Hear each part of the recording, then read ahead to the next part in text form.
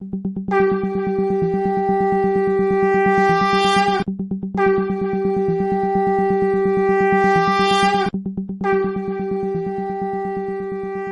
कृष्णा। गीता अध्ययन में आप सभी का स्वागत है। इस 18 दिनों की श्रृंखला में हम भगवद गीता के 18 अध्याय पढ़ने वाले हैं और कल हमने भगवद गीता का पहला अध्याय पढ़ा। मैं आशा करता हूँ कि आपको वो अध्याय अच्छे से समझ में आया होगा। अर्जुन विषाद योग। अर्जुन क्यों इतने उदास है और किस प्रकार से वो अपना दुख कृष्ण के सामने व्यक्त करते हैं। इस अध्याय में हम देखने वाले हैं कि जो प्रश्न, जो आर्ग्यूमेंट्स अर्जुन ने किए थे, उन सब का उत्तर कृष्ण दूसरे अध्याय में देने वाले हैं। इस दूसरे अध्याय का नाम है सांख्य योग।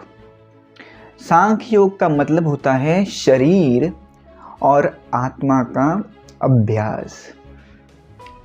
शरीर का तो अभ्यास हम सब करते हैं, परंतु आत्मा का अभ्यास, कौन सी वो यूनिवर्सिटी है, कौन सी वो स्कूल है, पाठशाला है जहाँ पे आत्मा का अभ्यास होता है? सॉरी, एक भी नहीं। परंतु हाँ, गीता में इस आत्मा के अभ्यास का वर्णन बेसिकली भगवान ने अर्जुन को इस आत्मा के बारे में बताया है, जो कि काफ़ी इम्पॉर्टेंट है। और ये सारी चीज़ें आज हम पढ़ने वाले हैं। और हाँ, आखिर में हम देखेंगे ये पूरे अध्याय को याद कैसे रखना है एक्रोनिम के द्वारा। जैसे पहले अध्याय को कैसे याद रखना है, 6D, उसी प्रकार से इस दूसरे अध्याय को कैसे याद रखना है वो हम आखिर में देखेंगे। तो चलिए दूसरे अध्याय की शुरुआत करते हैं, सांख्य योग। तो जैसे हमने देखा कि रथोपस्थ उपाविशत शोक संविघ्न मानसः। अर्जुन रथ के ऊपर बैठ गए और दुखी थे। हाथ से गांडीव को छोड़ दिया और अपना हाथ सिर को लगा के बैठे थे, अभी क्या करूं, अभी क्या करूं, लाइक दैट। और दूसरे अध्याय में संजय कहते हैं, तम तथा कृपया विष्टम अश्रुपूर्ण कुलेक्षणम विषदन्ती मिदं वाक्यम उवाच मधुसूदन। तो अर्जुन का हृदय करुणा से भर गया था और ऐसे दुखी अर्जुन को देख के मधुसूदन कृष्ण ऐसे कहते हैं। तो कृष्ण पहली बार अभी गीता में बोलने जा रहे हैं। तो चलिए देखते हैं कृष्ण क्या कहते हैं। श्री भगवान वाच कुतस्त्वा कश्मलमिदं विषमे समुपस्थितम् अनार्यजुष्टमस्वर्ग्यम् अकीर्तिकरम् अर्जुन। तो यहाँ पे भगवान का वर्णन, कृष्ण का वर्णन भगवान ऐसे किया गया है। जैसे हमने पहले अध्याय में देखा कि वहाँ पे लिखा था धृतराष्ट्र उवाच, धृतराष्ट्र ने बोला, संजय उवाच, संजय ने बोला, अर्जुन उवाच, अर्जुन ने बोला। परंतु इस पर्टिकुलर श्लोक को हम गौर से देखेंगे तो यहाँ ऐसे नहीं लिखा था कृष्ण उवाच, कृष्ण ने बोला, नहीं, यहाँ पे लिखा गया है श्री भगवान उवाच। कृष्ण को यहाँ पे भगवान कहा गया है क्योंकि कृष्ण भगवान है। कई बार कई लोग भगवद गीता से अनेक विध अर्थ निकालने की कोशिश करते हैं, राइट। परंतु भगवद गीता का सही अर्थ क्या है? कृष्ण भगवान है और हम उनके दास हैं। गीत का मतलब क्या होता है? गीत का मतलब होता है गाना। जैसे आप बॉलीवुड की मूवीज देखते हैं जिसमें हीरो हीरोइन गाना गाते हैं, तो क्या गाते हैं वो लोग? बेसिकली वो कहते हैं आ जाओ वी विल एंजॉय टुगेदर। सब वैसे सब देखे जाए, सब गानों को देखा जाए तो मीनिंग एक ही होता है कि you come with me and we will enjoy. उसी प्रकार से भगवद गीता का मतलब क्या है? भगवद गीता का मतलब है भगवान ने गाना गाया सबको बुलाने के लिए, आइए मेरे पास, we will have fun together. आप मेरे ही, you are my part and parcel, आप मेरे ही है, मेरे पास आ जाओ। मेरे बिना आप खुश नहीं रह सकते।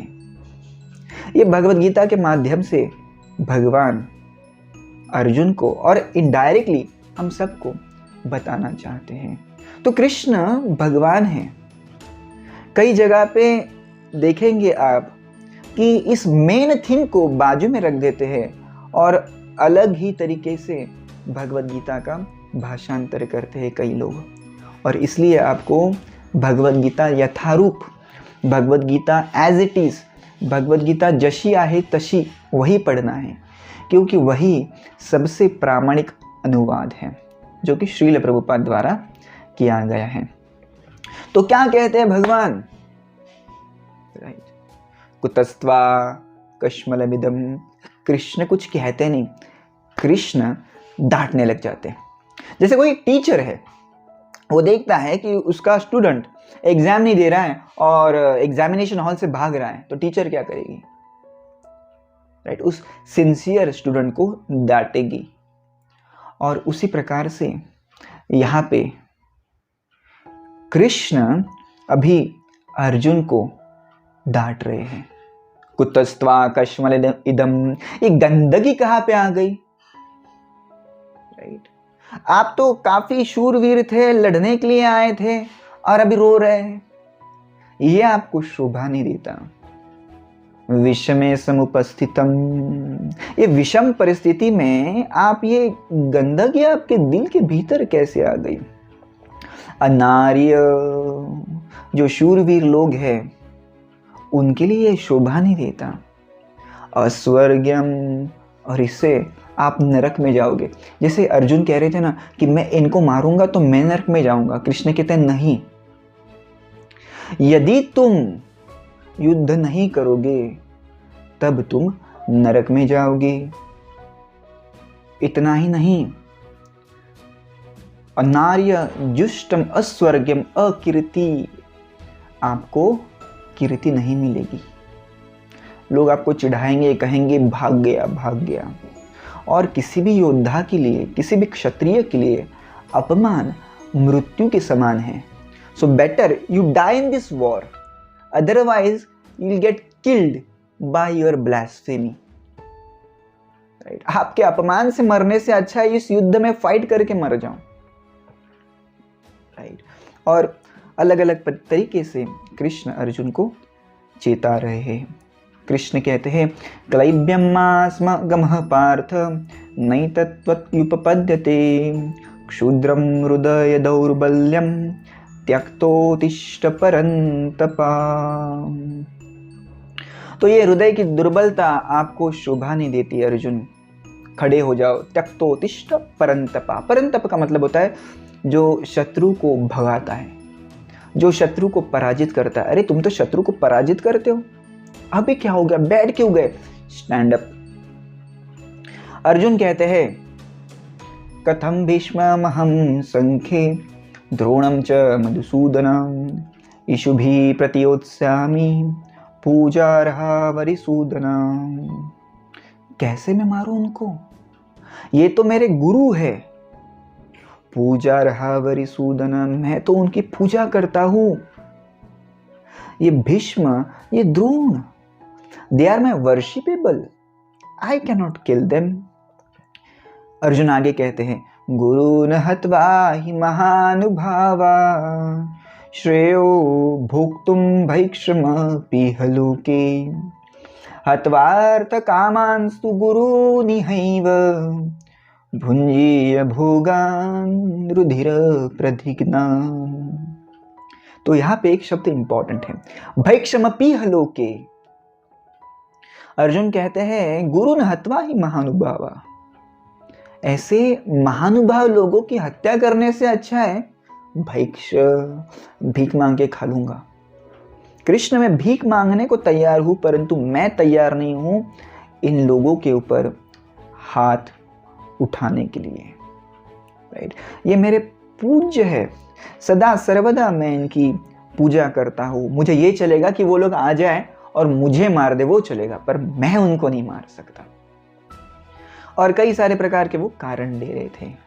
आखिर में उनके पास अभी कुछ कारण ही नहीं बचे देने के लिए, जैसे हमने पहले देखा ना, कुलक्षय प्रणश्यंती, कुल धर्मा सनातन, वर्ण संकर हो जाएगा, कुल की स्त्रियाँ दूषित हो जाएगी, रीति रिवाज नष्ट हो जाएंगे, धर्म नष्ट हो जाएंगे, सब नरक में जाएंगे। अभी कह रहे ये मेरे पूजनीय हैं, मैं इनको कैसे मारूं। तो अलग अलग प्रकार से धर्मशास्त्र से वो बातें कर रहे थे, राइट। और तब आखिर में वो निकलने ही वाले थे। वो उन्होंने कहा ना, भैक्षमय पी हल के, मुझे बस अभी भीख मांग के खा लूंगा, मुझे कुछ नहीं चाहिए राज्य वगैरह, right. He was ready just see his sacrifice. फिर से आप देखिए दुर्योधन और अर्जुन के विचारों में भिन्नता। दुर्योधन अपने भाइयों की बलि चढ़ा रहा था क्योंकि उसे राजा बनना था, और यहाँ पे अर्जुन कहता है मैं किसी की बलि नहीं चढ़ाना चाहता, भीख मांग के खा लूंगा, मुझे नहीं चाहिए राज्य, राइट। कितना डिफरेंस है दोनों में।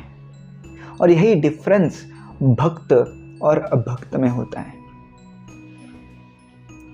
राइट। तो यहाँ पे अर्जुन कहते हैं और निकलने ही वाले अभी, तो उन्होंने सोचा कि ठीक है, निकलने के पहले एक विनती करके देखता हूँ कृष्ण को। वो कहते हैं, बहुत ही इंपॉर्टेंट श्लोक है, वो कहते हैं कार्पण्य दोषो पहता स्वभावः पृच्छामि त्वां धर्म सम्मूढ़ चेतः यश्रेयः स्यात् निश्चितं ब्रूहि तन्मे शिष्यस्तेहं शाधि मां त्वां प्रपन्नाम्। हे कृष्ण, मैं आपका शिष्य हूँ, आप मुझे बताइए क्या करना है क्या नहीं करना है। मैं तो अभी कंफ्यूज हो गया हूँ।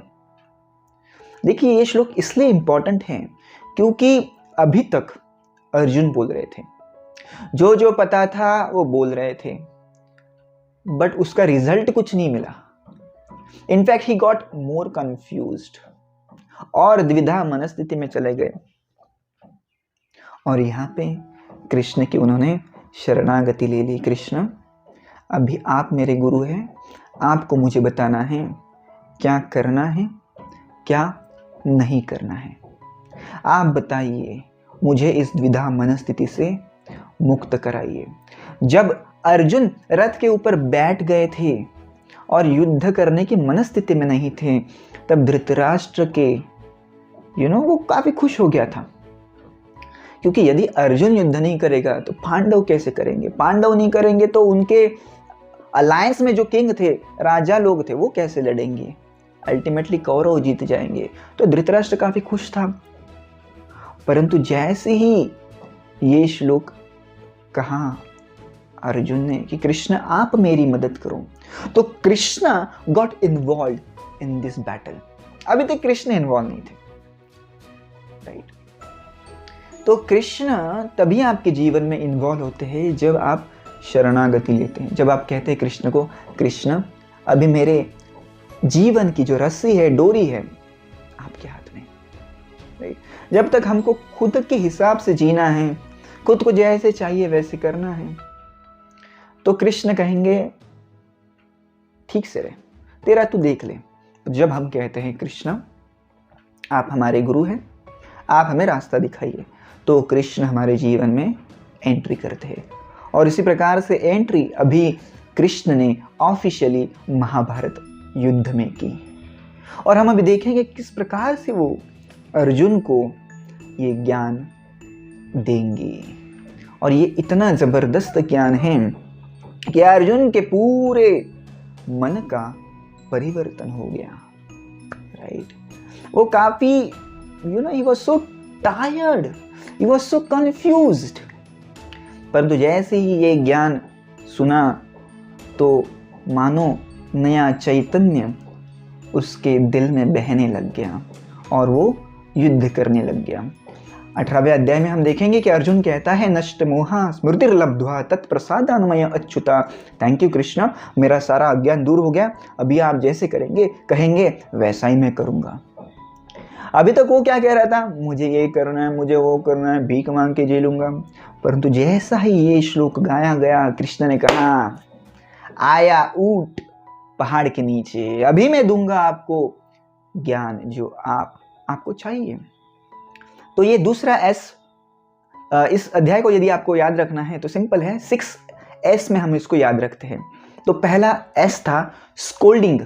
स्कोल्डिंग माने डांटना। तो कृष्ण ने डांटा, हमने देखा, राइट, अलग अलग प्रकार से डांटा। क्लैब्यम कहा, नपुंसक कहा, राइट, और कहा कि तू स्वर्ग नहीं जाएगा, युद्ध कर, तेरे को लोग हंसेंगे, तो डांटा बहुत।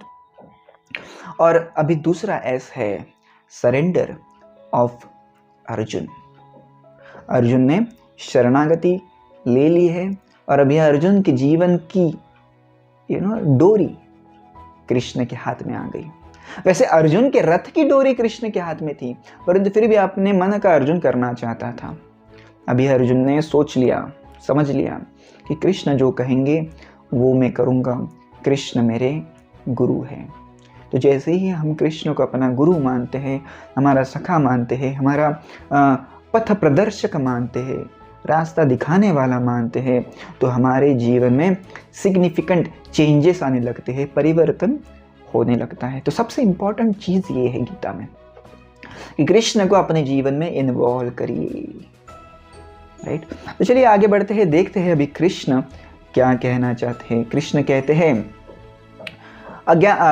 अज्ञान से ज्ञान के रूप, ज्ञान की तरफ लेके जाना चाहते हैं कृष्ण। तो सर्वप्रथम जो सबसे बेस्ट ज्ञान है, आत्मा का ज्ञान, वो अर्जुन को देना चाहते हैं। तो हमारा तीसरा S है, पहला S था स्कोल्डिंग, दूसरा S था सरेंडर, तीसरा S है सोल्स नॉलेज।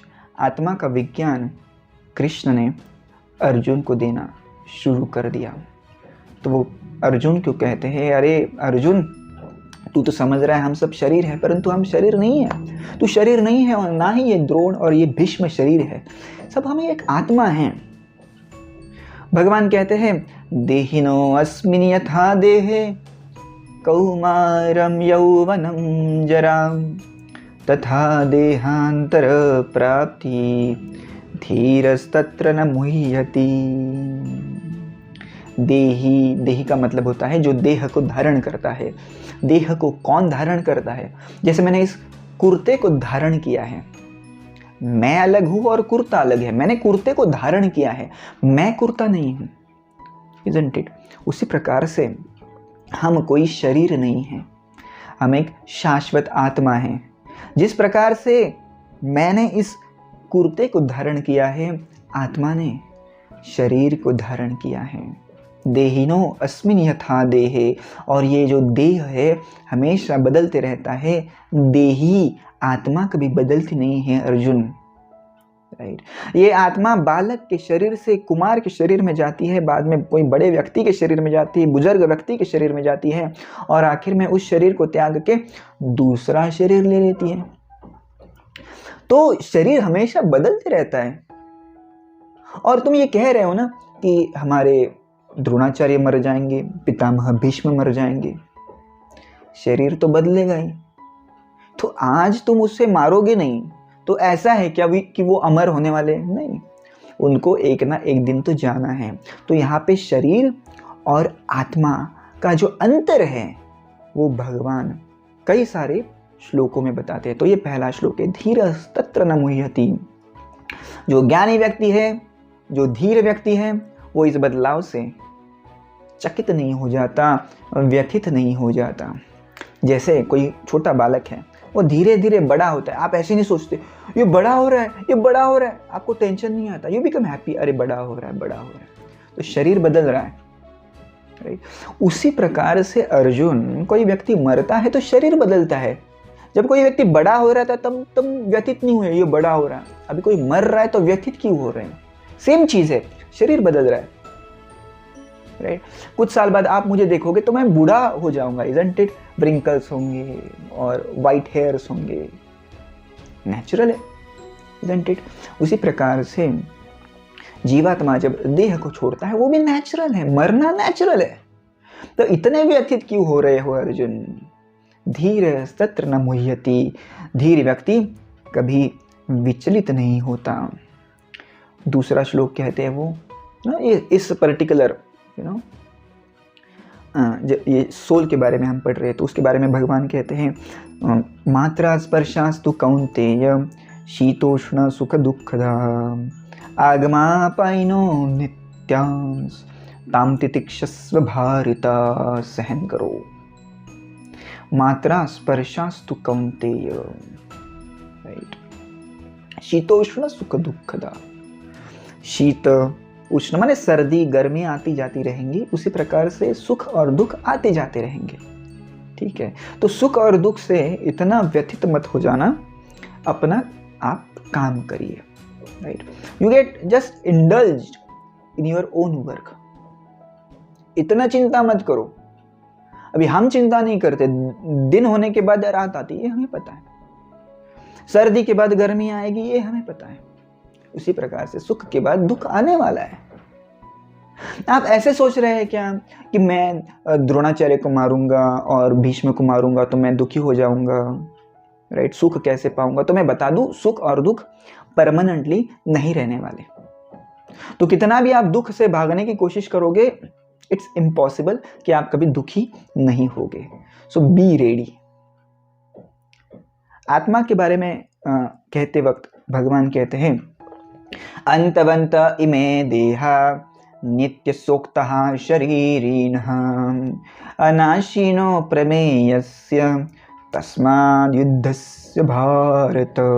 अंतवंत इमे देहा, इस देह का अंत होने वाला है। नित्ययुक्त शरीरिणः, जो शरीरी है, जिसने शरीर को धारण किया है। कौन? आत्मा। शरीरी माने आत्मा, शरीर माने देह, शरीरी माने जिसने शरीर को लिया है। शरीरिणः, तो जो आत्मा है वो नित्य है। और इसलिए ये सब समझकर आप अपना युद्ध करिए। कौन मरेगा कौन जिएगा इसके बारे में आप चिंता मत करिए, क्योंकि जिसका जन्म हुआ है उसको एक दिन जाना ही है। तो अभी अर्जुन का प्रॉब्लम ये था, समस्या ये थी कि वो हमेशा सोचता था, अरे भीष्म मर जाएंगे तो क्या होगा, द्रोण मर जाएंगे तो क्या होगा। तो भगवान उन्हें यही कहने की कोशिश कर रहे हैं, एक ना एक दिन उनको जाना ही है, आप अपना ड्यूटी पूरा करो। राइट। भगवान आगे कहते हैं, न जायते म्रियते वा कदाचिन नायं भूत्वा भविता वा न भूयम् अजो नित्यं शाश्वतोऽयं पुराणो न हन्यते हन्यमाने शरीरे। ये जो आत्मा है वो अजो, उसका कभी जन्म नहीं होता, नित्यम, नित्य है, इटर्नल है, शाश्वतोयम, कभी नष्ट नहीं होता, पुराणो, सबसे पुराना है, न हन्यते हन्यमाने शरीरे। शरीर मरेगा परंतु आत्मा कभी नहीं मरती। इसलिए अर्जुन अपना काम करिए। भगवान आगे कहते हैं, अशोचान वशोषत्वम प्रण्यवादन सभाषसे गतासून गतासूंश नानुशोचन्ति पंडिता। अर्जुन, आप तो काफी पंडित की तरह बातें कर रहे थे। राइट। जैसे अर्जुन ने, आपने देखा होगा, कई सारी चीजें ऐसी कही जो सामान्य लोगों को नहीं पता होती। अर्जुन कह रहे थे श्राद्ध के बारे में, पिंडदान क्रिया के बारे में, वर्ण संकर के बारे में कह रहे थे, पंडित की भांति बातें कर रहे थे। तो भगवान पंडित के बारे में यहाँ पे कहते हैं, नानु शोचंति पंडिता। पंडित का मतलब होता है जो कभी भी किसी भी व्यक्ति के लिए, चाहे वो जीवित हो या मर रहा हो, उसके लिए शोक नहीं करता। बातें तो आप बड़ी बड़ी कर रहे हैं अर्जुन, परंतु आप उसको फॉलो नहीं करते। राइट। तो पंडित वो व्यक्ति होता है जिसे ये सारी चीजें पता है, जो मैं आत्मा के बारे में कह रहा हूँ वो सारी चीजें पता है। भगवान आगे कहते हैं, भासांसि जीर्णानि यथा विहाय नवानि गृह्णानि नरोपराणि तथा शरीराणि विहाय जीर्णानि अन्नानि संयाति नवानि देहि। जिस प्रकार से मेरे कपड़े खराब हो जाते, गंदे हो जाते, मलिन हो जाते, तो मैं निकाल लेता हूँ ना और दूसरे कपड़ों को पहन लेता हूँ। उसी प्रकार से जब आत्मा देखती है कि ये शरीर जो है बूढ़ा हो गया है, ये शरीर जो है थक गया है, तो वो शरीर को बदल देती है। वासांसी जीर्णानि, कपड़े खराब होने के बाद हम कपड़े बदल देते हैं। उसी प्रकार से आत्मा भी शरीर को बदलती है। तो ये कपड़े आप हमेशा नहीं पहन के रखेंगे। आप पहनेंगे क्या? एक ही कपड़ा जिंदगी भर पहन के रखते हैं क्या? नहीं, कॉमन सेंस है। उसी प्रकार से शरीर भी हमेशा साथ में नहीं रहेगा। इस शरीर को हमें बदलना पड़ेगा। और वैसे भी हर एक समय, ये हर एक क्षण ये शरीर बदल रहा है। अपनी नाखूनों को देखो, अभी छोटे हैं, कल थोड़े बड़े हो जाएंगे। बालों को देखो, बड़े हो जाएंगे। राइट? तो हमें पता नहीं चलता, परंतु शरीर हमेशा हमेशा बदलते रहता है और मृत्यु के समय भी बदलता है। तो जीवन भर कभी हमने चिंता नहीं की कि शरीर बदल रहा है, शरीर बदल रहा है, तो मृत्यु के समय इतनी चिंता काहे को हो रही है तुम्हें अर्जुन? ऐसे भगवान पूछ रहे हैं। भगवान आगे कहते हैं कि ये आत्मा का स्वभाव क्या है। नैनम छिन्दति शस्त्राणि नैनम दहति पावकाम न चैनम क्लेदयन्त्यापो न शोषयति मारुतः। ये आत्मा इतना सूक्ष्म है कि कोई भी शस्त्र से उसे काटा नहीं जा सकता। शरीर को काटा जा सकता है, आत्मा को नहीं काटा जा सकता, सूक्ष्म है। न शोषयति मारुतः, और ना ही कोई वायु से उसे सुखाया जा सकता है, पानी से उसे भिगोया जा सकता है। जैसे कपड़ों को आप भिगाते हैं, उसे आत्मा को भिगा नहीं सकते, सूक्ष्म है वो। अग्नि से जलाया नहीं जा सकता। तो अर्जुन, आप आत्मा की हत्या नहीं कर रहे, आप शरीर की हत्या कर रहे हैं। राइट? तो वो आप कर सकते हैं, आप करिए वो। धर्म रक्षा के लिए आपको वो करना पड़ेगा। भगवान आगे कहते हैं, जातस्य ही ध्रुवो मृत्यु ध्रुवम जन्म मृतस्य च तस्मात् अपरिहार्येति न त्वं शोचितुम अर्हसि। जातस्य ही ध्रुवो मृत्यु, जिसका जन्म हुआ है उसका एक न एक दिन मृत्यु तो होना ही है। ध्रुवम जन्म मृतस्य च, और जो मरा है उसको एक दिन आना ही है। तो आप चिंता कर रहे हैं कि भीष्म का क्या होगा? अरे पुनर्जन्म होगा। तो पुनर्जन्म की संकल्पना भगवान गीता में बताते हैं। गीता सारे उपनिषदों का सार है। राइट? तो सबसे बेहतरीन जो ज्ञान है आपको गीता में मिल जाएगा। सबसे बेस्ट ज्ञान आपको गीता में मिल जाएगा। तो सारे ज्ञान के लिए आपको अलग अलग उपनिषद पढ़ने की जरूरत नहीं है। सारा संक्षिप्त रूप में गीता में भगवान ने बता दिया है। भगवान ने कहा पुनर्जन्म हो जाएगा उनका। न त्वं शोचितुम अर्हसि, इतना शोक मत करो। राइट? अभी मरेंगे तो पुनर्जन्म होगा, और जन्म होगा तो मरेंगे। आप थोड़ी भीष्म और द्रोण को अमर थोड़ी है शरीर में। हाँ, उनकी लॉन्ग लाइफ थी भीष्म देव की, पर ऐसा थोड़ी था कि वो हमेशा अमर रहेंगे, क्योंकि ये शरीर का धर्म है नष्ट होना। राइट? हमारे शरीर में और भगवान के शरीर में अंतर है। भगवान का शरीर सच्चिदानंद है, हमारा शरीर भौतिक है, पंचभौतिक है। अर्थ, वाटर, फायर, एयर, ईथर से बना है। राइट? भूमि, आप, अनल, वायु, खम, ये सारी चीजों से बना है। तो एक दिन नष्ट होना ही है उनको। परंतु भगवान का शरीर सच्चिदानंद है। तो भगवान बेसिकली ऐसी चीज बता रहे हैं कि आपको अभी रोना नहीं चाहिए अर्जुन, अभी आप अपना काम कीजिए। राइट? स्वधर्म कीजिए। हमारा अगला एस है, एस स्टैंड्स फॉर स्वधर्म। राइट? पहला एस था स्कोल्डिंग, कृष्ण ने डांटा। दूसरा था सरेंडर, अर्जुन ने शरणागति ली। तीसरा था सोल्स नॉलेज। राइट?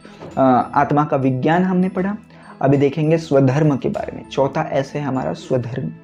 तो कृष्ण अर्जुन को स्वधर्म के बारे में बता रहे हैं। स्वधर्म का पालन करना कभी भी अच्छा है। राइट? और यदि आप स्वधर्म का पालन नहीं करोगे तो आपको पाप लग सकता है। कृष्ण कहते हैं स्वधर्म अपि चावेक्ष न विकम्पितुम अर्हसि धर्म्याब्धि युद्धाशयो अन्यत् क्षत्रियस्य न विद्यते। क्षत्रिय का धर्म है युद्ध करना, उसके लिए इससे बड़ा कोई धर्म नहीं है। आप कह रहे हैं भीख मांग के खाऊंगा, ये आपका धर्म नहीं है। आपकी ड्यूटीज धर्म का मतलब यहाँ पे रिलीजन नहीं है, धर्म का मतलब है ड्यूटीज एंड रिस्पॉन्सिबिलिटीज। तो अर्जुन की रिस्पॉन्सिबिलिटी क्या है? क्षत्रिय। तो क्षत्रिय है अभी तो फाइट कर। देखिए क्षत्रिय का मतलब काफी इंटरेस्टिंग है। क्षत्रत्रायते इति क्षत्रिय कहा गया है, जो दूसरों की हानि होने से उनकी रक्षा करता है उसे क्षत्रिय कहा जाता है। तो ये दुर्योधन और उनके भाई सारे कौरव और ये सारे जो दुष्ट राजा थे वो क्या कर रहे थे? एक प्रकार से धर्म की हानि कर रहे थे, अच्छे लोगों की हानि कर रहे थे। और इसलिए कृष्ण कह रहे हैं आपका काम है इस हानि से इनोसेंट लोग, अच्छे लोग, सच्चे लोग, इनको बचाना। तो आपका वो कर्तव्य करिए, राइट। और यदि आप वो कर्तव्य नहीं करेंगे तो आपको कर्तव्य की उपेक्षा करने का पाप लगेगा। आप कह रहे हैं ना कि मैं हत्या करूंगा तो पाप लगेगा, मैं कह रहा हूं, कृष्ण कहते हैं मैं कह रहा हूं तू तेरे काम से भागेगा तो पाप लगेगा। तो तेरा स्वधर्म कर, स्वकर्म कर, और इससे भागना नहीं चाहिए। और यदि अर्जुन तुम आपके कर्म से भागोगे तो क्या होगा? कल लोग हंसेंगे आपके ऊपर, वो कहेंगे ये अर्जुन बातें तो काफी बड़ी बड़ी करता था, तो जैसे ही अपने दुश्मनों को देखा वो भाग गया। क्या अर्जुन आप इस अपमान को सहन कर पाएंगे? और किसी भी क्षत्रिय के लिए, जैसे हमने पहले भी डिस्कस किया, अपमान जो होता है वो मृत्यु से भी भयंकर होता है, राइट।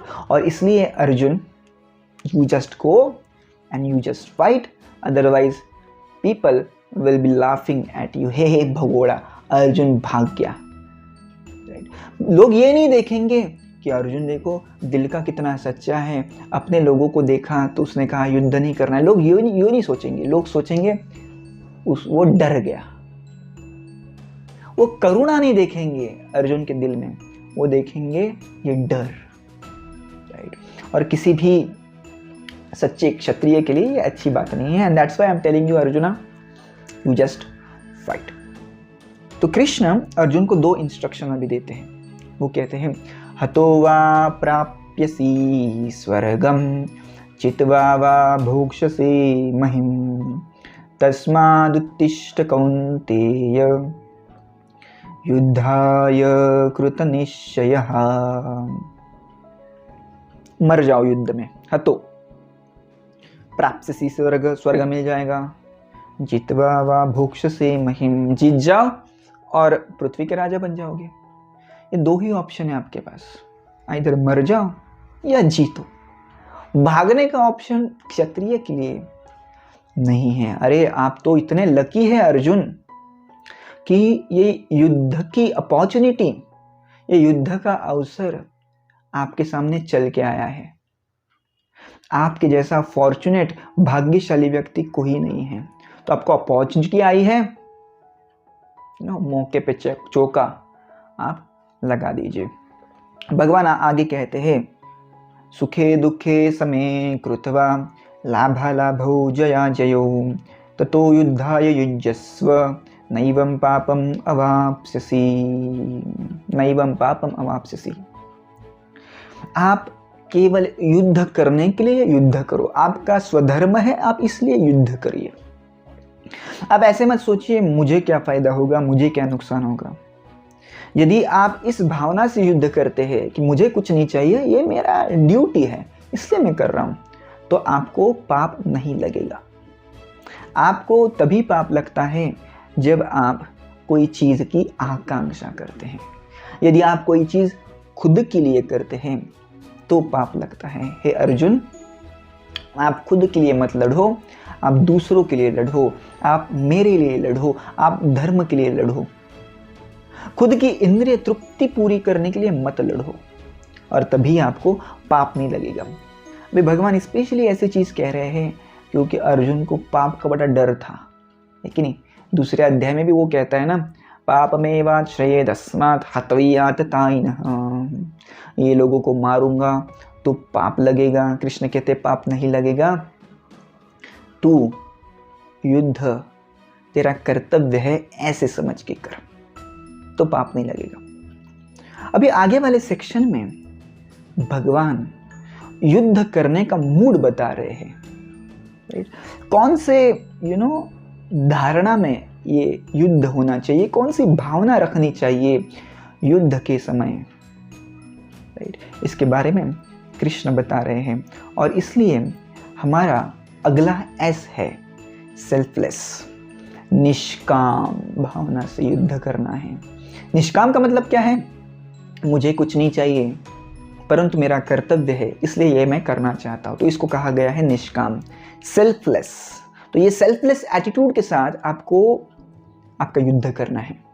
तो ये केवल अर्जुन को नहीं कह रहे, हमको भी कह रहे हैं, B selfless, don't be selfish like Dhritarashtra. माम कहा, मेरा मेरा तेरा तेरा करते रहता है वो, वैसे मत करिए। Selfless, become selfless, right.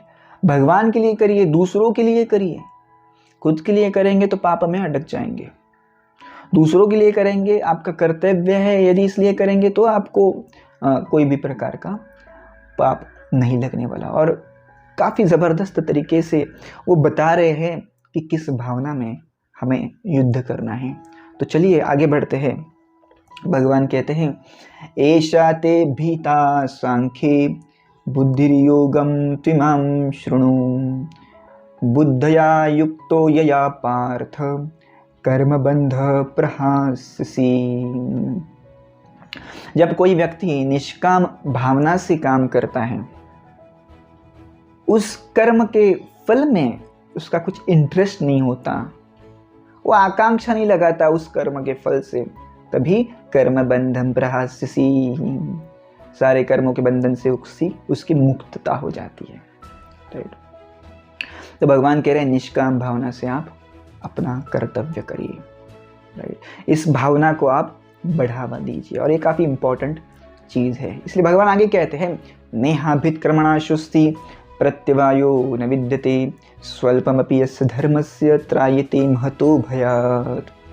यदि आप निष्काम भावना से काम करते हैं तो जो आपको फल मिलेगा वो भयंकर से भयंकर आपदाओं से भी आपकी रक्षा कर सकेगा।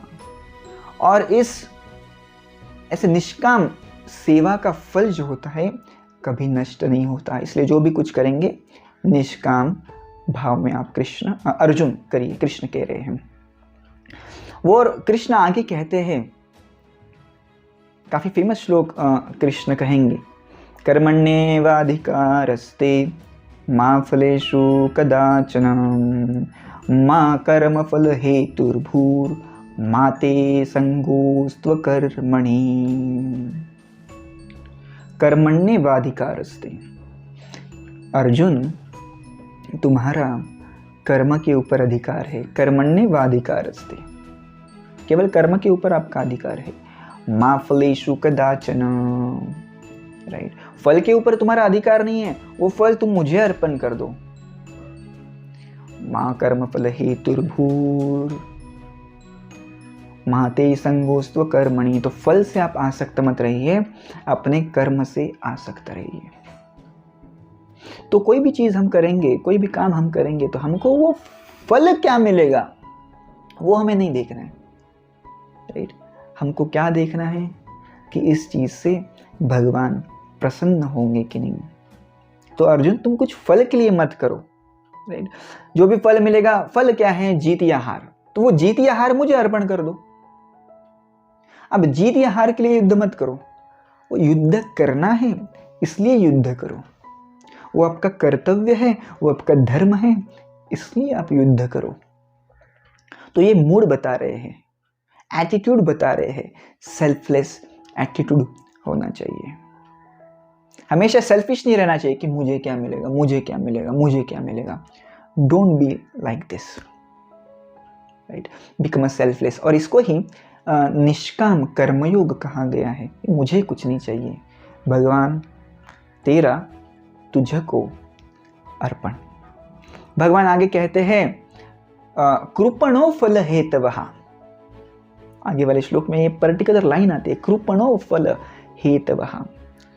वो लोग कितने कंजूस हैं, वो लोग कितने कृपण हैं। फल हेतवः, जो हमेशा फल की अपेक्षा करते हैं, कुछ मिलेगा, कुछ मिलेगा, कुछ मिलेगा, राइट, कृपणा फल हेतवा। इसलिए अर्जुन, तुम फल की अपेक्षा मत करो और केवल अपना काम करते रहो। भगवान आगे कहते हैं, कर्मजं बुद्धियुक्ता हि फलं त्यक्त्वा मनीषिणः जन्मबन्ध विनिर्मुक्तः पदं गच्छन्ति अनामयम्। तो अभी अर्जुन के मन में प्रश्न आया होगा कि कृष्ण, मैं निष्काम कर्म योग करूंगा, राइट, मुझे क्या फायदा मिलेगा? फिर से फायदे का सोच सकता है। तो भगवान कहते हैं कि देखो अर्जुन, पहले भी कई सारे मुनियों ने इस निष्काम कर्म भावना से अपना कर्म किया है, अपनी ड्यूटीज और रिस्पॉन्सिबिलिटीज को पूरा किया है, और वो मेरे धाम को प्राप्त हुए हैं। इसलिए यदि भी आपको मेरे धाम में आना है तो निष्काम कर्मयोग करिए। कोई भी काम करेंगे तो उससे आपको क्या मिलेगा, ये आप अपेक्षा मत रखिए। भगवान कहते हैं, श्रुति विप्रतिपन्ना ते यदा ध्यास्यति निश्चला समाधावचला बुद्धि तदा योगम अवाप्स्यसि। और जो इस समाधि में स्थित है वही मुझे प्राप्त कर सकता है, उसी की ही बुद्धि स्थिर होती है और वो मुझे प्राप्त कर सकता है। तो ये निष्काम कर्मयोगी के बारे में बता रहे थे भगवान, और भगवान ने कहा कि जो इस भावना में काम कर रहा है उसकी बुद्धि स्थिर हो जाएगी, राइट, और अल्टीमेटली वो मुझे प्राप्त करेगा, जो कि हर एक मनुष्य का जीवन का लक्ष्य है। तब अर्जुन कहते हैं, हाँ, ये स्थिर बुद्धि क्या होता है? यहां पे एक शब्द का प्रयोग किया गया है, स्थित प्रज्ञ। स्थित प्रज्ञ का मतलब होता है जिसकी बुद्धि स्थिर है।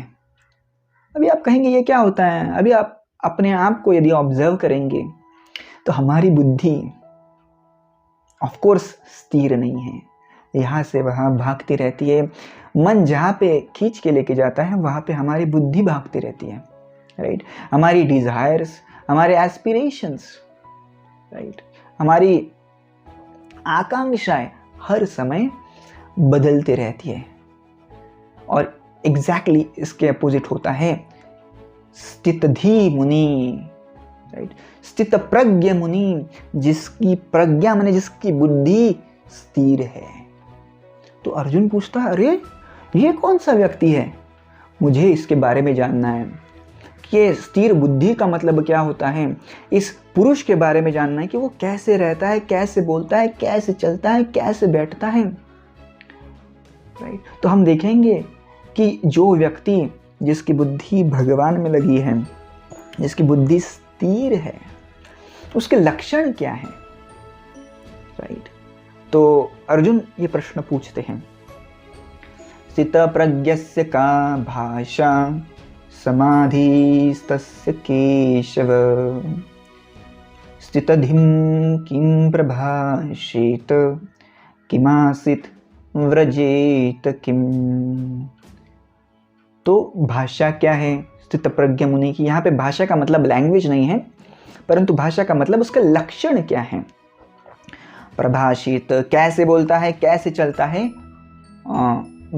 आसीत व्रजेत किम, कैसे बैठता है और कैसे चलता है।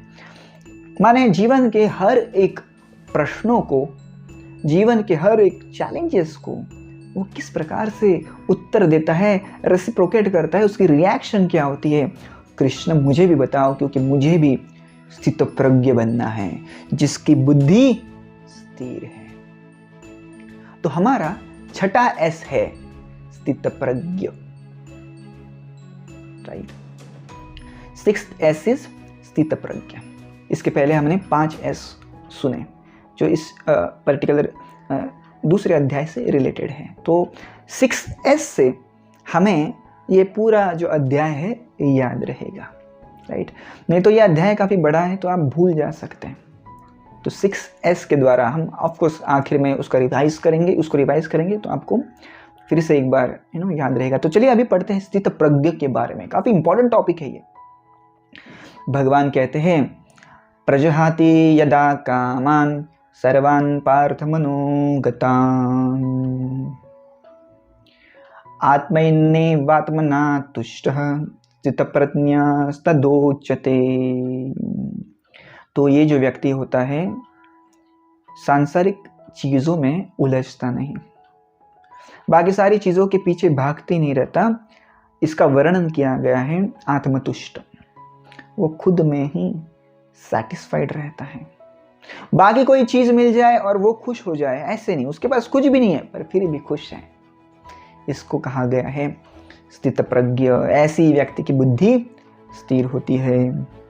भगवान आगे कहते हैं दुःखेषु अनुद्विग्न मनः सुखेषु विगता स्पृहा वीतराग भय क्रोधः स्थितधीर मुनिरुच्यते। तो ये जो मुनि है जिसकी बुद्धि स्थिर है वो दुख वीत माने मुक्त है, दुख से मुक्त है, राग से मुक्त है, राग माने अटैचमेंट, भय से मुक्त है, राइट। वो आसक्ति भय क्रोध से मुक्त है। तीनों ताप आ जाते हैं संसार के, परंतु फिर भी इन तापों से वो विचलित नहीं होता। ये तीन ताप कौन से संसार के? आदि भौतिक क्लेश, आध्यात्मिक क्लेश और आदि दैविक क्लेश। आदि भौतिक क्लेश माने जो क्लेश हमें दूसरों से होते हैं।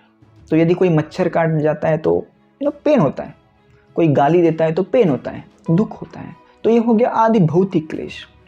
आध्यात्मिक क्लेश खुद के मन से और खुद के शरीर से जो परेशानियां उत्पन्न होती है उसको कहा गया है आध्यात्मिक क्लेश, राइट। जैसे कभी बदन दुखता है, कभी आप डिप्रेशन में चले जाते हैं, चिंता आती है, तो परेशानी होती है कि नहीं?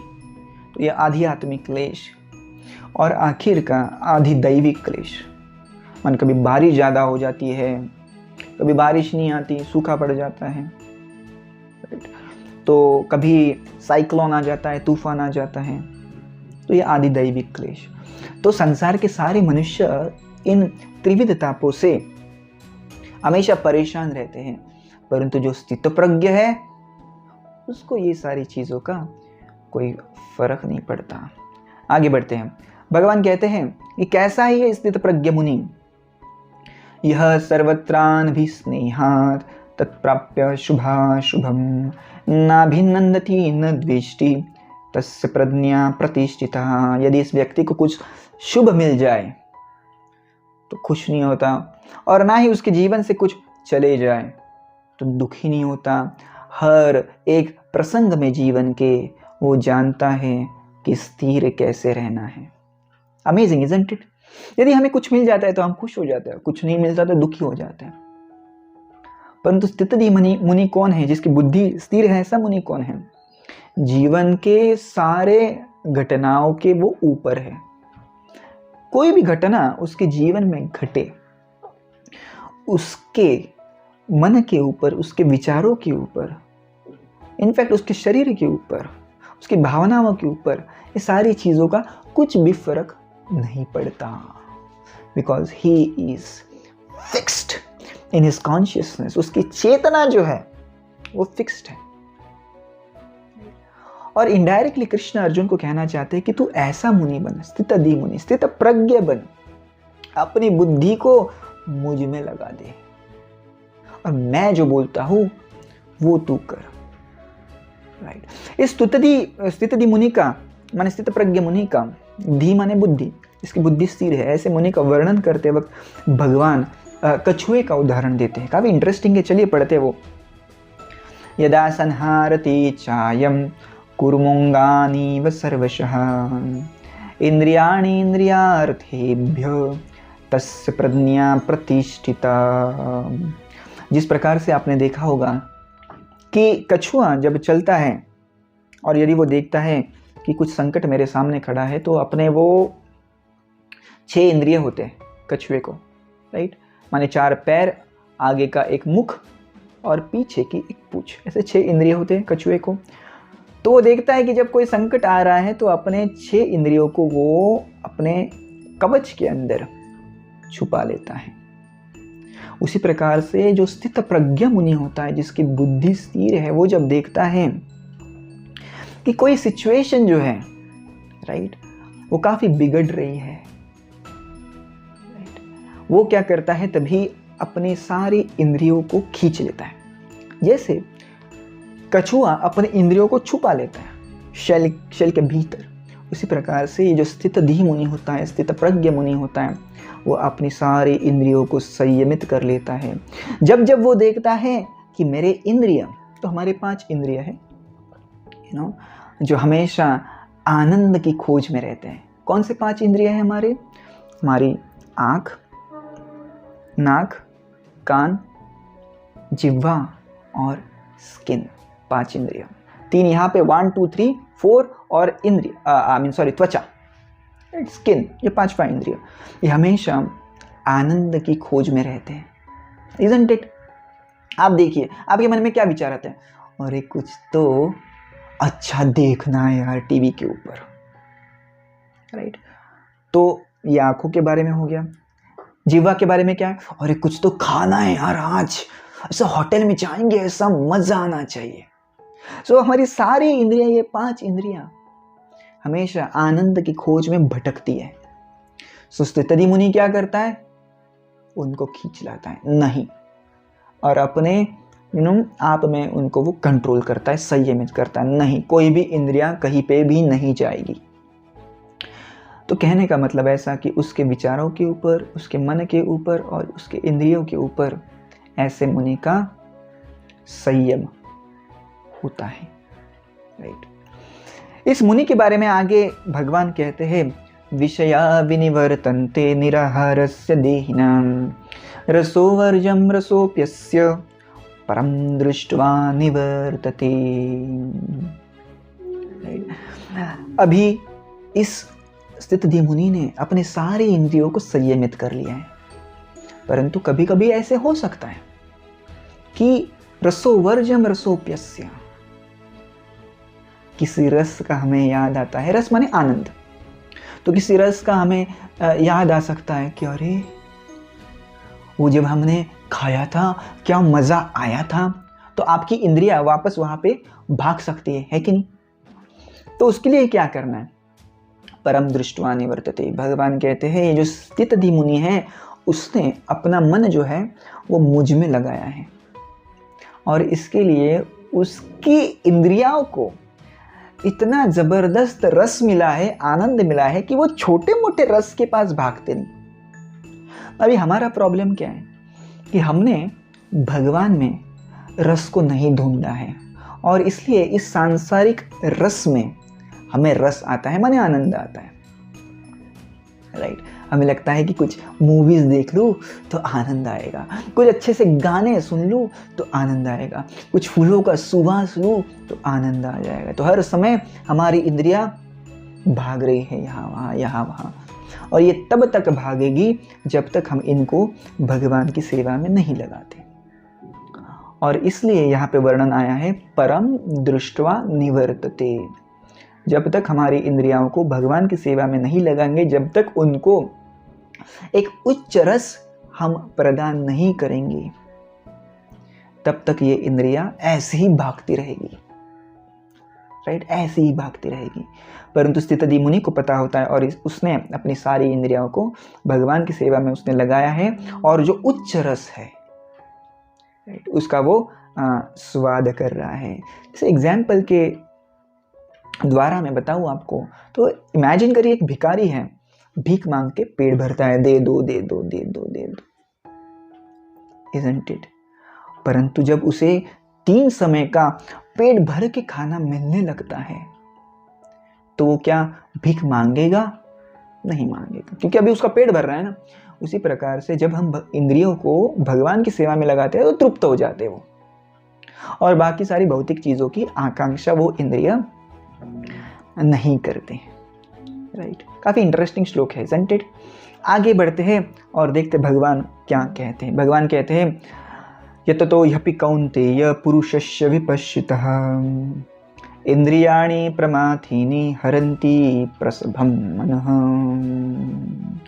यदि ये इंद्रियों को आप मेरी स्मरण में नहीं लगाओगे तो क्या हो जाएगा, ये इंद्रियां हर जगह पे भागती रहेंगी। जिह्वा कहेगी ये खाने के लिए चाहिए, आँख कहेगी ये देखने के लिए चाहिए, तो हमेशा भागती रहेगी और स्वयं नहीं भागेगी। हरंती प्रसभम मनः, मन को भी भगा के लेके जाएगी। और इसलिए मुझ में अपना मन रमाओ अर्जुन। आगे बढ़ते हैं, भगवान कहते हैं तानि सर्वाणि संयम्य युक्त आसीत मत्परः वशे हि यस्येन्द्रियाणि तस्य प्रज्ञा प्रतिष्ठिता। कौन है जो व्यक्ति उसकी प्रज्ञा स्थिर है। यहाँ पे एक शब्द आया है मत्परः, जो अपनी बुद्धि को मुझ में लगाता है उसी की ही बुद्धि स्थिर होती है। राइट, बुद्धि किसकी स्थिर होगी, जो अपनी बुद्धि को, अपने मन को भगवान में लगाएगा, उसकी ही बुद्धि स्थिर होती है। अभी आप कहेंगे मैं नहीं लगाता, तो क्या होगा, उसका वर्णन भगवान आगे करते हैं। यदि आप भगवान में मन नहीं लगाएंगे तो क्या होगा, ये मन दूसरे चीजों में लगेगा, इजंट इट, क्योंकि मन का स्वभाव है किसी ना किसी चीज का तो विचार करना ही है। तो either you think of Krishna और else other things will come. Right, तो यदि कृष्ण कहते हैं यदि आप मेरा स्मरण करोगे तो क्या होगा, ध्यायतो विषयान् स्पंसः संगस्तेषु उपजायते संगान् संजायते कामात् कामात् क्रोध अभिजायते। तो आपने मेरा स्मरण नहीं किया तो कौन सी चीज का स्मरण होगा, जो आपको चाहिए, विषयों का स्मरण होगा। विषय माने इंद्रिय तृप्ति के अलग अलग संसाधन। राइट, जैसे आपके मन में विचार आएगा आईफोन चाहिए, आईफोन आईफोन, ध्यायतो विषयान् स्पंसः। आपको बार बार आप आईफोन के बारे में सोच रहे हैं, ध्यान कर रहे हैं, मुझ में ध्यान करो नहीं तो विषयों के ऊपर ध्यान करोगे। तो अभी आप आईफोन का ध्यान कर रहे हैं, आईफोन चाहिए आईफोन चाहिए। संगस्तेषु उपजायते, और अल्टीमेटली आपकी आईफोन से आसक्ति बढ़ती जाएगी, माने जो भी चीज़ का आप स्मरण कर रहे हैं उससे आसक्ति बढ़ती जाएगी। आसक्ति से काम बढ़ेगा, काम का मतलब होता है इच्छा, उपभोग लेने की इच्छा, अब भी आईफोन ही चाहिए। राइट, सबको वो दिखाऊंगा मैं, वो वही चाहिए। मैं तो जैसे एग्जाम्पल दे रहा हूँ, आप कोई भी चीज़ का दूसरे चीज़ों के साथ रिलेट कर सकते हैं, संबंध बना सकते हैं इसका। तो आप कहेंगे अभी आईफोन ही चाहिए, यदि मिला तो आपका लोभ बढ़ेगा, अभी आईपैड भी चाहिए। राइट, अभी वो मैकबुक जो होता है वो भी चाहिए, और नहीं मिला तो क्रोध आएगा। राइट, कामात् क्रोध अभिजायते, जब जब इच्छा पूर्ण नहीं होती तब गुस्सा आता है। तो ये सारा शुरू कहाँ से हुआ, ध्यान से हुआ। तो मेरा ध्यान करो अच्छा होगा, भौतिक चीजों का ध्यान करोगे तो प्रॉब्लम होगा। तो भी क्रोध आ गया, क्रोध से क्या होगा, भगवान बता रहे क्रोधात् भवति सम्मोहम्, सम्मोहित हो जाओगे। राइट, सम्मोहात् स्मृति विभ्रम, स्मृति का विभ्रम हो जाएगा। स्मृति भ्रंशात् बुद्धिनाशो, बुद्धि का नाश हो जाएगा। बुद्धि नाशात् प्रणश्यति, और जैसे ही बुद्धि का नाश हो गया, विवेक शक्ति का नाश हो गया, क्या सही है क्या बुरा है पता नहीं चल रहा है, प्रणश्यति, इस भवसागर में फिर से फंस जाओगे। तो ये सब कुछ कहाँ से स्टार्ट हुआ, ये सब कुछ स्टार्ट हुआ ध्यान से।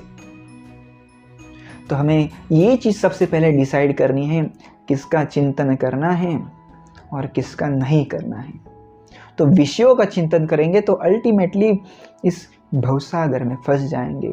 कृष्ण का स्मरण करोगे, परम दृष्ट्वा निवर्तते। राइट, भगवत धाम में हम जाएंगे। आगे बढ़ते हैं, भगवान कहते हैं राग द्वेष विमुक्तैस्तु विषयान् इंद्रियाश्चरान् आत्मवैश्ये विधेयात्मा प्रसादम अधिगच्छति। जो व्यक्ति राग माने अटैचमेंट, द्वेष माने तिरस्कार, इससे मुक्त है, उसकी इंद्रियां हर जगह पे अभी नहीं भागती है, ऐसा व्यक्ति प्रसादम अधिगच्छति, ऐसे व्यक्ति को भगवान की कृपा प्राप्त होती है। राइट, जिसका मन संयमित है, इंद्रिय संयमित है, जो हर जगह पे नहीं भाग रहा है, राइट, इंद्रिय तृप्ति करने के लिए नहीं भाग रहा है, ऐसे व्यक्ति की चेतना फिक्स्ड होती है वो, और प्रसादम अधिगच्छति, उसे भगवान की कृपा प्राप्त होती है। अभी इस भगवान की कृपा से क्या होगा वो आगे बता रहे हैं। प्रसादे सर्व दुःखानां हानिर्यस्योपजायते प्रसन्नचेतसो ह्याश्रु बुद्धि पर्यवतिष्ठति।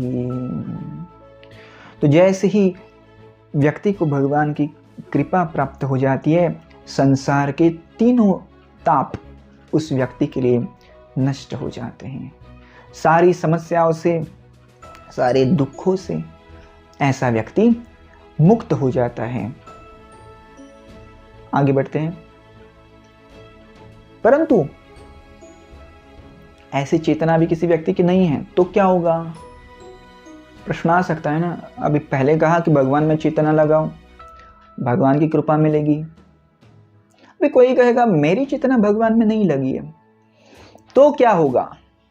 तो भगवान कहते हैं नास्तिर बुद्धिर अयुक्तस्य न चायुक्तस्य भावना न चा भावयतः शांतिर अशांतस्य कुतः सुखम।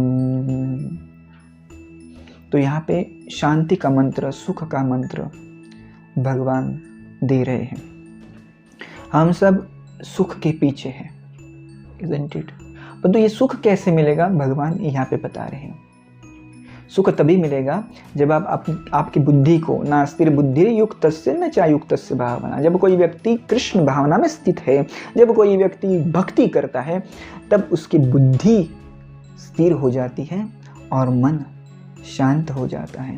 और जिसका मन शांत होता है सुख उसे ही मिलता है। यदि कोई व्यक्ति है उसके पास सारी चीजें हैं, सब कुछ है, ही इज अ बिलियनियर, परंतु यदि उसकी बुद्धि भगवान में स्थित नहीं है तो क्या होगा? उसका मन शांत नहीं होगा, बुद्धि स्थिर नहीं होगी। So ultimately he will not become happy, उसे सुख नहीं मिलेगा। तो सुख यदि प्राप्त करना है तो सबसे पहली बात, इस बुद्धि को, इस मन को भगवान में लगाओ, तब वो शांत होंगे, स्थिर होंगे, तब सुख आता है। अशांतस्य कुतः सुखम यहाँ पे लिखा है।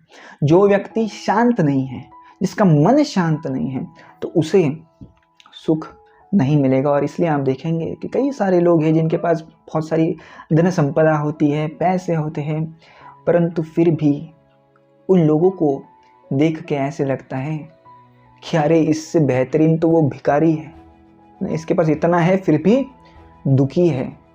उस भिखारी को देखो, उसके पास कुछ नहीं है फिर भी खुश है। क्यों खुश है? मन शांत है। तो जब तक मन शांत है आप सुख की अभिलाषा नहीं कर सकते। चलिए आगे बढ़ते हैं और देखते हैं क्या भगवान कहते हैं। भगवान कहते हैं इंद्रियाणाम हि चरताम यन्मनो अनुधीयते तदस्य हरति प्रज्ञाम वायुर्नावम इवाम्भसी। जिस प्रकार से एक नाव को वायु समंदर के भीतर लेके जाती है, लेकिन उसी प्रकार से जब जब ये इंद्रियां कोई एक विषय के ऊपर स्थित हो जाते हैं तो वो अपने साथ मनो को भी लेके जाते हैं, राइट। तो जैसे आपने देखा होगा, सिंपल एग्जाम्पल मैं बताऊंगा। आप लेट अस से आप कुछ काम कर रहे हैं और आपको सुगंध आता है पाव भाजी, एंड देन आपका जो मन है वो भी किचन के अंदर चला जाता है। तो वही चीज़ को भगवान बताने की कोशिश कर रहे हैं कि इन निराणाम हिंचरताम यन मनो अनुधीयते तदस्य हरति प्रज्ञा, राइट। तो फिर से इंद्रिय संयमन की भगवान ने यहाँ पे बात की है। तो ये इंद्रियां वो चीज़ों के पीछे भागेंगे और आपकी जो मन और आपकी बुद्धि ही इंद्रियाओं के पीछे भागेगी, राइट। तो इसलिए मन को कंट्रोल कीजिए। और जो स्थितधि मुनि है उसको पता है कि मन को संयमित कैसे करना है, कंट्रोल कैसे करना है, राइट। Let's go ahead. भगवान कहते हैं या निशा सर्वभूतानां तस्यां जागर्ति संयमी यस्यां जागृति भूतानि सा निशा पश्यतो मुने। जब सब जीव सोते हैं, आत्म साक्षात्कारी पुरुष जो स्थित प्रज्ञ है वो जाग जाता है, और जब यह आत्म साक्षात्कारी पुरुष सोता है तब भौतिकवादी मनुष्य जाग जाता है, राइट। इसका अर्थ काफी सिंपल है। इसका अर्थ ये है कि जो आध्यात्मिक व्यक्ति होता है, जो आत्म साक्षात्कारी व्यक्ति होता है, उसको जिस चीजों में आनंद आता है, उसको भगवान में आनंद आता है, परंतु उस भगवान के बारे में बाकी सारे लोग अज्ञानी हैं, सोए हैं। सोने का मतलब यहाँ पे अज्ञान होता है। ऐसे नहीं कि जब भौतिकवादी मनुष्य सोते हैं तब आध्यात्मिकवादी जाग जाते हैं। हाँ, वैसे भी हो सकता है, क्योंकि भौतिकवादी देखेंगे आप तो 3-4 बजे सोते हैं ना, रात को टीवी देखते रहते हैं, देन दे स्लीप। वैसे लिटरली भी देखा जाए तो श्लोक काम करता है, राइट। जब नॉर्मल लोग सोते हैं तो आध्यात्मिकवादी लोग जगते हैं, और जब आध्यात्मिकवादी लोग जगते हैं तो नॉर्मल लोग सोते हैं, राइट। परंतु इसका सही अर्थ ऐसा है कि जिन चीज़ों में आध्यात्मिक व्यक्ति को इंटरेस्ट है, उन चीज़ों में भौतिक व्यक्ति को इंटरेस्ट नहीं है होता, राइट। वो कहेंगे यार क्या है, क्या गीता में क्या रखा है। और जिन चीज़ों में वो लोगों को इंटरेस्ट होता है उनमें भक्तों को इंटरेस्ट नहीं होता, राइट। तो वो लोग कहते हैं चलो घूमने जाएंगे, यहाँ जाएंगे, वहाँ जाएंगे, शराब पिएंगे, बहुत मज़ा आता है। भक्त कहेगा काहे का मज़ा आता है। तो उनको जिसमें इंटरेस्ट है उसको भक्तों में स्थित मुनि को कुछ भी आनंद नहीं आता। ये इस श्लोक का आशय है। आगे बढ़ते हैं। स्थित मुनि के बारे में भगवान कह रहे हैं आपूर्यमाणम अचलम प्रतिष्ठम समुद्रमापः प्रविशन्ति यद्वत् तद्वत् कामायम प्रविशन्ति सर्वे स शांतिम आपनोति न काम कामी। जिस प्रकार से समंदर में कई सारी नदियां जा रही हैं, परंतु वो नदियों के प्रभाव से समंदर विचलित नहीं होता। आप यदि गहरे समंदर में जाएंगे तो समंदर शांत होता है, लेकिन कितनी सारी नदियां आ रही हैं, समंदर शांत होता है। उसी प्रकार से जिस व्यक्ति ने अपने मन को, अपने इंद्रियों को संयमित किया है, वो व्यक्ति कभी विचलित नहीं होता। कितने भी विचार उसके मन में आने दो, जैसे नदियाँ आ रही है परंतु समंदर विचलित नहीं होता, उसी प्रकार से कई सारे विचार आ रहे हैं और ये मुनि कभी विचलित नहीं होता। आप खुद को ऑब्जर्व करके देखिए हमारे मन में कुछ विचार आता है तो we immediately want to respond, हाँ ये करेंगे, हाँ ये चाहिए, परंतु मुनि नहीं, वो शांत रहता है, राइट। मन में भले ही कितने विचार आए, वो he don't respond to those thoughts. आगे बढ़ते हैं। विहाय कामान्यः सर्वान् पुमांश्चरति निःस्पृह निर्ममो निरहंकारः स शांतिम् अधिगच्छति। विहाय का मतलब होता है छोड़ देना, कामान्यः अनेकविध भौतिक इच्छाएं। तो जब तक आप भौतिक इच्छाओं का त्याग नहीं करेंगे, राइट, निर्ममो आसक्ति नहीं छोड़ेंगे, निरहंकार जब तक अहंकारी रहेंगे, मैंने ये किया, मैंने वो किया, मैं ही ये बॉस हूँ और मैं ही सब कुछ कर रहा हूँ, तब तक आपको सुख की प्राप्ति नहीं हो सकती, तो सुख की प्राप्ति के लिए क्या करना है उसके बारे में भगवान ने इसमें बताया है। विहाय कामान्य, सारे इंद्रिय तृप्ति के जो इच्छाएं हैं छोड़ दो। हालांकि हम ऐसे सोचते हैं कि हमें कुछ चीज मिल जाए तो खुश हो जाएंगे, ऐसा नहीं है, ऐसा बिल्कुल भी नहीं है। राइट, जितना आप इन इच्छाओं से, इन भौतिक चीजों से दूर रहेंगे उतने ही हम खुश रहेंगे। राइट, स शांति मधिगच्छति, ऐसे ही व्यक्ति को निर्मम निरहंकार विहाय कामान्य, ऐसे व्यक्ति को ही शांति मिलती है। अभी आखिरी श्लोक है, उस श्लोक में भगवान कहते हैं एषा ब्राह्मी स्थिति पार्थ नैनां प्राप्य विमुह्यति स्थित्वा स्या अंतकालेपि ब्रह्म निर्वाणं मृष्यति। तो ऐसी स्थिति में यदि कोई व्यक्ति चला जाता है तो अंतकाल में वो भगवान के धाम में चला जाता है। जब तक हम भौतिक चीज़ों के पीछे भागेंगे हम यहीं पे गोल गोल घूमते रहेंगे। पुनरपि जननम पुनरपि मरणम, पुनरपि जननी जठरे शयनम, अलग अलग माताओं को ढूंढते रहेंगे और अलग अलग जन्म लेते रहेंगे, कभी मनुष्य, कभी देवता, कभी कोई जानवर, कभी कोई पंछी।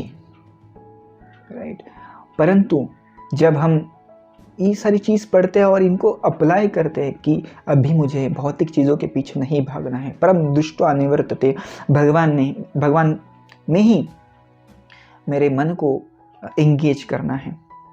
जब आप ये सोचते हैं और निष्काम भावना से अपने काम को अंजाम देते हैं, अपनी ड्यूटीज़ को निभाते हैं, अपने धर्म को फॉलो करते हैं, तभी भगवान कहते हैं ऐसा व्यक्ति अंतकाल में मुझे प्राप्त करता है।